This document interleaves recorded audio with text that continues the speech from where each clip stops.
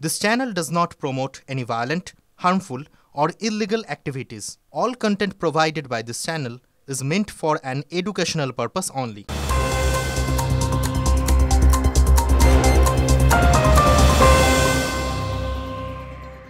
দেখছেন TV9 বাংলা, রয়েছে আমি শুভজিৎ মিত্র। ঘড়ির কাঁটা 11টা মানে নিউজ এট 11।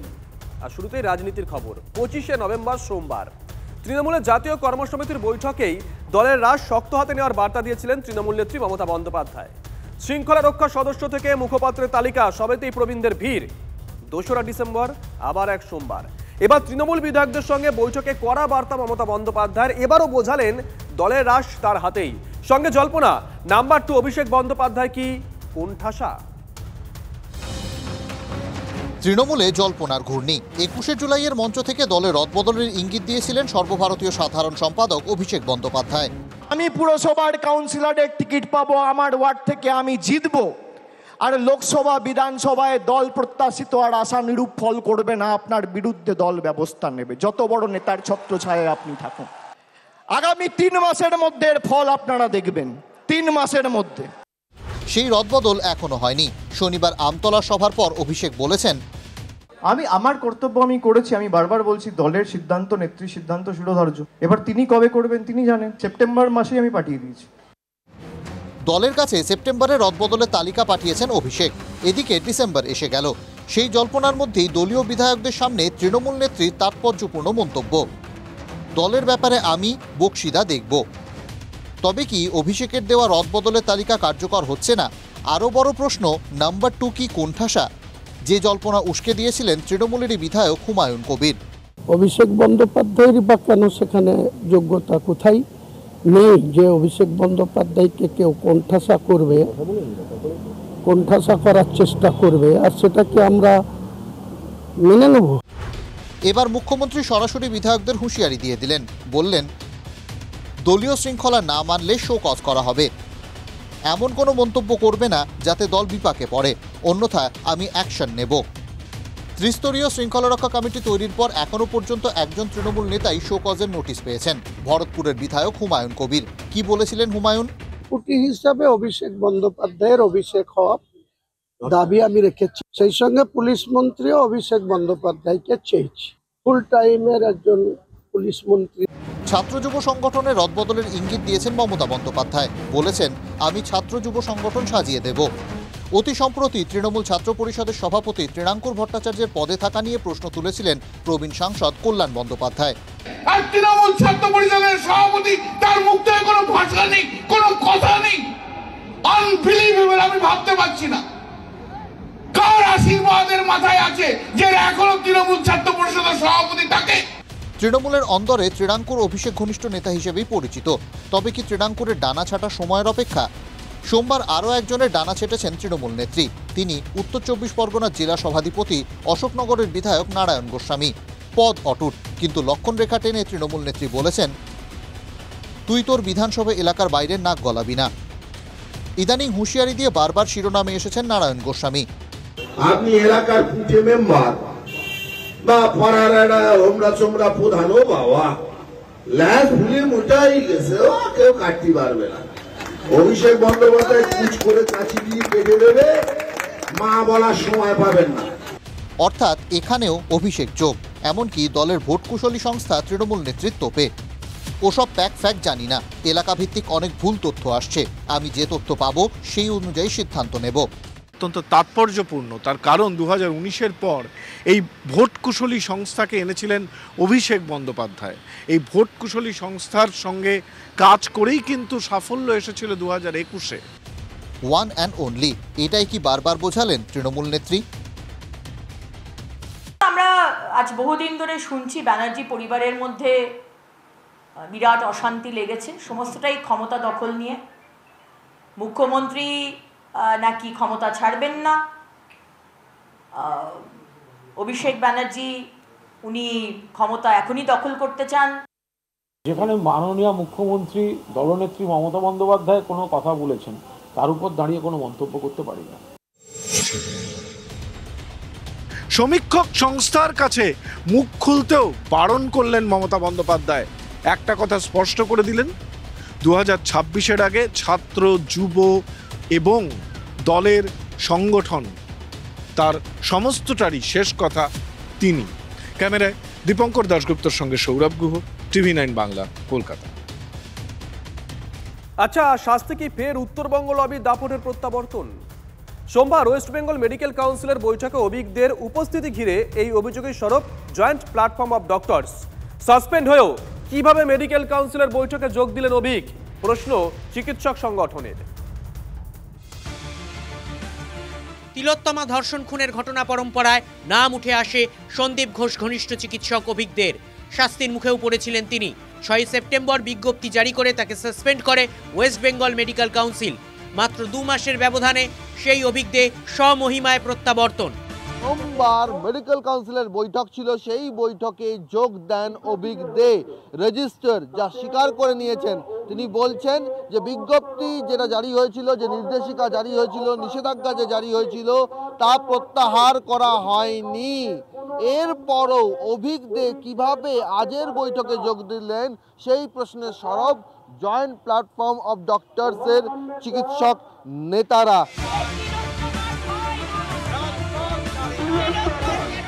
এই ধরনের কোনো ঘটনা ঘটতে পারে আঁচ করে বেঙ্গল মেডিকেল কাউন্সিলের সামনে ঘেরাও কর্মসূচি নিয়েছিল জয়েন্ট ফোরাম অফ ডক্টরস।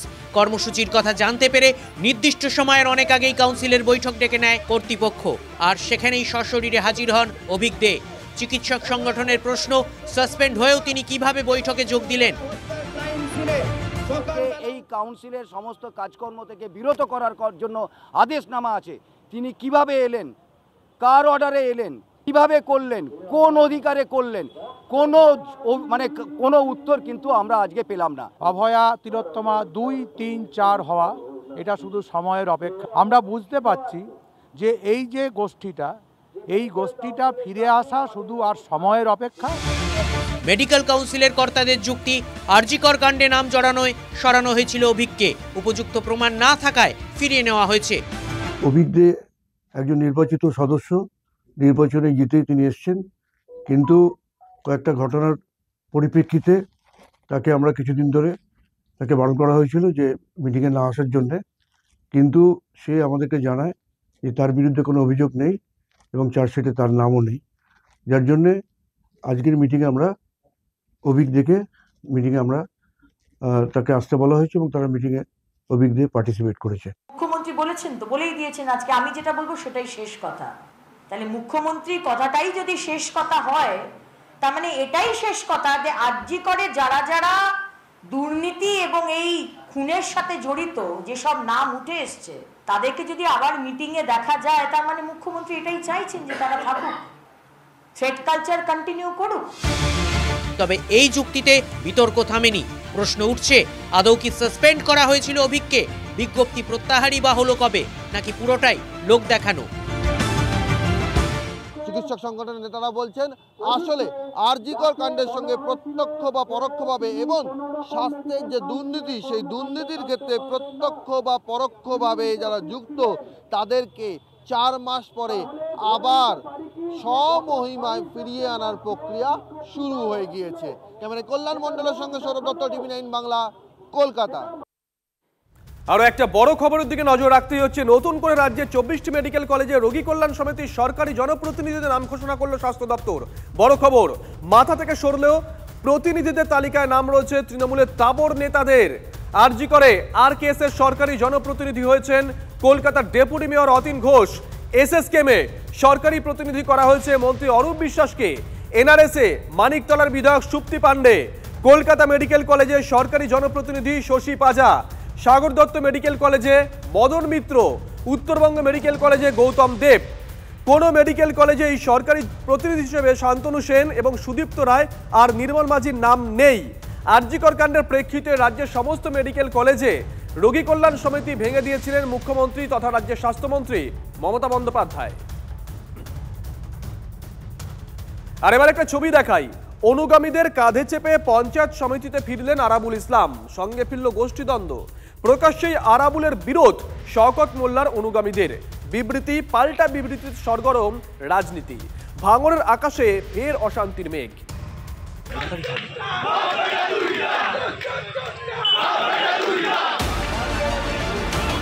দলকে কঠোর শৃঙ্খলায় বাঁধার বার্তা দিয়েছেন তৃণমূল নেত্রী মমতা বন্দ্যোপাধ্যায়, কিন্তু কালীঘাট থেকে ৩৫ কিলোমিটার দূরে ভাঙড়ে কি সেই বার্তা পৌঁছয়নি?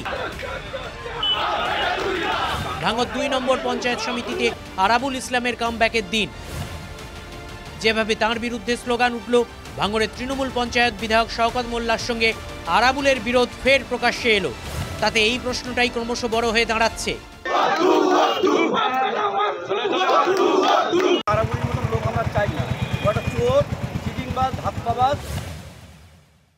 কিছু মানুষের চক্রান্তে আমাকে ফাঁসানো হয়েছিল। টানা 10 মাস ভাঙড় পঞ্চায়েত সমিতির বাইরে আরাবুল ইসলাম। আদালতের নির্দেশে সোমবার অনুগামীদের কার্যত কাঁধে চেপে তিনি ফেরেন পঞ্চায়েত সমিতিতে। ছিল কড়া পুলিশি নিরাপত্তার ঘেরাটোপ। বলা হয় যে গোষ্ঠীদ্বন্দ্বের শিকার হয়ে কার্যত ভাঙড় ছাড়া হয়ে গিয়েছিলেন। গত বছর ফেব্রুয়ারি মাসে তাকে গ্রেপ্তার করা হয় বিজয়গঞ্জ বাজারে পঞ্চায়েত নির্বাচনের সময় আইএসএফ নেতাকর্মী খুনের অভিযোগে। তাকে গ্রেপ্তার করবার পর জুন মাসে তিনি জামিন পান, কিন্তু জামিন পাওয়ার পরও ভাঙড় ২ যে পঞ্চায়েত সমিতির সভাপতি হিসেবে তার কিন্তু কার্যত তিনি সেখানে ঢুকতে পারেননি। তৃণমূলের অন্দরে খবর যে তার উল্টো দিকে শওকত মোল্লা, যিনি এই এলাকার ভাঙড় ক্যানিং পূর্বের বিধায়ক এবং ভাঙড়ের অবজারভার হিসেবে ছিলেন, এবং তারই চাপে, তারই যে গোষ্ঠীর চাপে তিনি এলাকায় ঢুকতে পারেননি এবং শেষ পর্যন্ত আজকে আদালতের নির্দেশে তিনি বিডিও অফিসে ঢুকছেন। দল আমার সাথে না থাকলে আমি আজকের হাইকোর্টের রায়ও পেতাম না। দলের সিদ্ধান্ত অনুসারে দলের সমস্ত ব্যাপার সহযোগিতা করেছে। আমি এখানে এসেছি, আমি আবার বলছি, যে বলছে তাকে ঘাট ধরে দল বের করে দেয়। দলকে কালিমালিপ্ত করেছেন এবং দলকে যাতে হারাতে পারে তার জন্য একাধিক চেষ্টা করেছে। ভাঙড়ের বাসী এখন তোলাবাজকে চায় না, কোনো খুনেকে চায় না, কোনো লুটেরাকে চায় না। পঞ্চায়েত ভোটের সময় আইএসএফ কর্মী খুনের মামলায় গত ফেব্রুয়ারিতে গ্রেফতার হন আরাবুল। লোকসভা ভোটের আগে তাঁকে ভাঙড় ২ নম্বর ব্লক তৃণমূলের আহ্বায়কের পদ থেকে সরানো হয়। যাদবপুর লোকসভার অন্তর্গত ভাঙড় বিধানসভায় ৮৭,০০০ ভোটের লিডও পায় তৃণমূল কংগ্রেস। এরপর গত ৯ জুন ভাঙড় ২ নম্বর পঞ্চায়েত সমিতির সহ সভাপতি সোনালী বাছারকে কার্যকরী সভাপতি করা হয় আরাবুলের জায়গায়। একদা গড়ে আরও কোণঠাসা হয়ে পড়েন আরাবুল অনুগামীরা। সেই বিরোধের টাটকা সুর ধরা পড়েছে এদিনও। ওকে বাদ দিয়ে ২০২৪ সালের নির্বাচনে আমরা ৮৭,০০০ ভোটে ওখান থেকে জয়লাভ করেছি। ফলে এ সমস্ত ব্যান্ড ওসব অকেজ হয়ে গেছে, ওদের কোনো গুরুত্ব আছে বলে আমি মনে করি না। এ কি বলছো, আমরা গুরুত্ব দিতে নারাজ। যারা এই পঞ্চায়েত সমিতিতে বসে আছে তারা আরাবুলির, আমি তো মনে করি তারা তাদের হাত ধরে আরাবুলি এনেছে। এখন কিছু ক্রিমিনাল, কিছু মোস্তান এর মধ্যে ঢুকে গেছে। তারা তাদের মতো কথা বলবে। আগামী দিনে ভাঙড় পথ চালাবি আরাবুল ইসলাম, যে যাই বলুক। 10 মাস পরে পঞ্চায়েত সমিতি থেকেও সভাপতির ঘরে ঢুকতে পারেননি আরাবুল। বিডিওর অফিসে বসেই সারেন আলোচনা। এরই মধ্যে আরাবুলের আইনজীবী ফিরোজ এডুলজি পৌঁছে যান ভাঙড় ২ নম্বর পঞ্চায়েত সমিতির দপ্তরে। ভাঙড়ের রাজনৈতিক সমীকরণে এতদিন পর ফের আরাবুল বনাম তার বিরুদ্ধ গোষ্ঠী, যেটা শওকত মোল্লার গোষ্ঠী হিসেবে পরিচিত, তারা কিন্তু মুখোমুখি যুযুদান দুই পক্ষ। আর সেই জায়গা থেকে আজকের দিনে অশান্তি না হলেও ভবিষ্যতে ভাঙড়ে যে অশান্তি হতে পারে সেই আশঙ্কাটা কিন্তু জোরালো হয়ে উঠছে। ক্যামেরায় গৌরব এবং অভিজিতের সঙ্গে সিজার, সুপ্রিয় এবং সত্যজিতের রিপোর্ট, TV9 বাংলা। আরাবুল ইসলাম বনাম শওকত মোল্লা। ভাঙড়ে ফের কোন্দল কাটায় বিদ্ধ তৃণমূল। পরস্পর বিরুদ্ধে স্লোগান, বিবৃতির লড়াইয়ে সরগরম ভাঙড় ২ নম্বর পঞ্চায়েত সমিতির চত্বর। প্রকাশ্যে রেশারেশিতে ফের রক্তাক্ত হবে না তো ভাঙড়, সংশয় রাজনৈতিক মহলের। দলীয় শৃঙ্খলা না মানলে শোকজ করা হবে। মুখ্যমন্ত্রী যখন বিধানসভায় দলীয় বিধায়কদের এই কড়া বার্তা দিচ্ছেন, ঠিক তখনই ভাঙড়ে ফের মাথাচাড়া দিয়ে উঠল তৃণমূলের গোষ্ঠী কোন্দল।